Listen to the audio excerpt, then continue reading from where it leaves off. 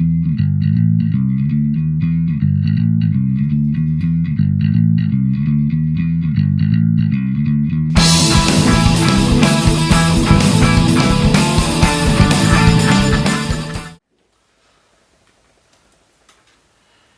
and welcome to my hobby room. In this video I'm going to give you a quick tour of my hobby room in its current winter state. You can see the fire's lit, it's quite cold here now, and we move out of this room, which is normally our office where I do my day job, in the winter, and we move into the kitchen so that we only have to heat one room most of the winter. So when I want to do some hobbying, like I do this evening, I light the fire and I can come up here and I still have quite a lot of space. Indeed, even more space than I have in the summer, because we've moved the desks out and they're now downstairs.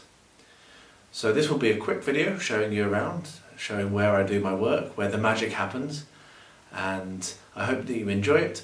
And if you want to comment below and describe your own workplace, or tell me what you think I could do better, any other ideas you might have to make the most of this space, then please do comment below. So, here's to a brief tour of what I call room 13. More of that later.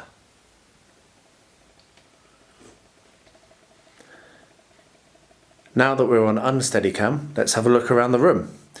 Normally, my desk sits there where I do my day job. But as I've said, in winter we move it out of there. So what I've done is I've brought the picnic table, which is normally on the patio, on the balcony, which we don't need in the winter, and that is doing good work here, holding some of my in-progress terrain. So we have some of the Sarissa buildings, we have another MDF kit and a few more MDF bits and pieces, and that thing that I don't use enough of, the battery charger for my camera. I think that the battery is full now. Up and to the right of my desk I have some of my shelving, which is not full at the moment. I actually have space for more shelves. At the moment it has some kits, so there's some Lake Town houses up there. This is not focusing. There it is, some Lake Town houses, and these are some Dark Ops frigates, which I really hope to get building soon. Some assorted rubbish and junk, and then some MDF A4 and A5 flat MDF sheets, and a few more Sarissa buildings over there. So that's some storage just relatively within reach. On the end of these shelves I have some of my clamps. Now I like these clamps, they are one of my most important tools, and I have a lot. There are some downstairs, which is why there's a gap on the bottom shelf, and if I pan carefully over here you can see that there are more on the end of these shelves as well. Now these shelves are above what is actually my hobby area. This is roughly 4 meters long, and I had this custom made by my builder so that I had a really good amount of room to do my hobbying. I'm renovating this old school and I may as well do it right and have a good area to do my hobbying. So yeah. Underneath I have a load of chest of drawers which have some tea leaves and tea bags that I've saved for terrain making. You can see as well we have bark that I use for my cliff faces and other assorted bits and pieces, so that keeps that stuff tidy. I also have a fridge which has milk in it, which is the most important thing because then you can make yourself a cup of tea. And then along the top I have a few of these toolboxes with assorted things sorted out into them, and then a currently quite busy workbench with projects that you'll recognise from the rest of my videos.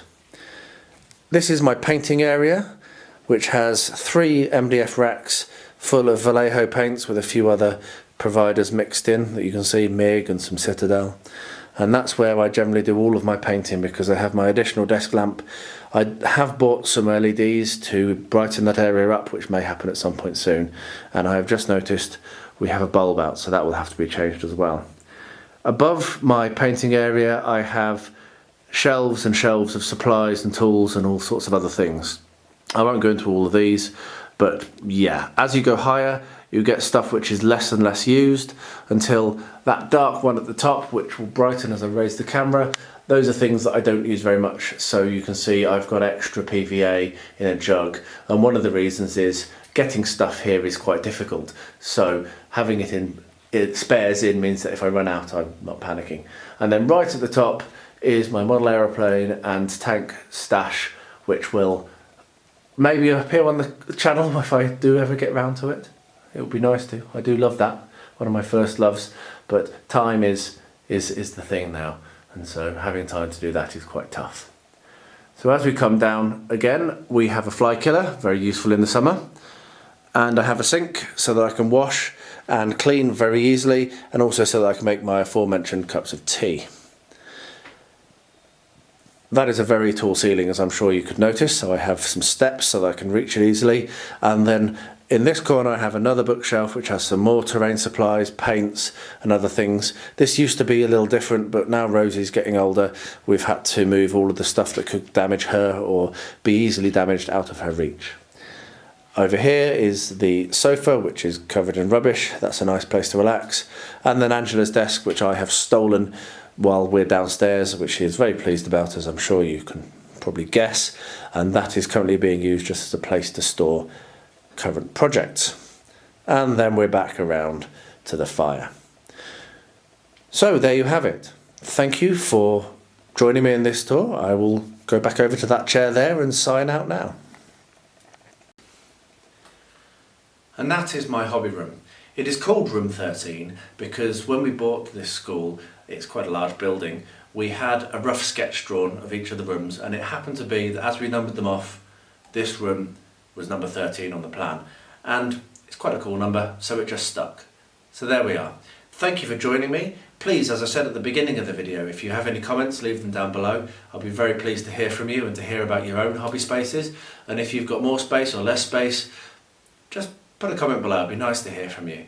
If you're not yet subscribed, please do jump on that subscribe button. I do love seeing those numbers go up, and it means a hell of a lot to me.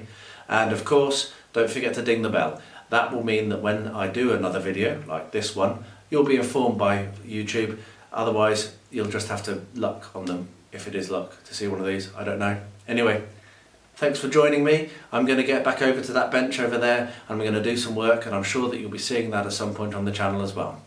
Take care.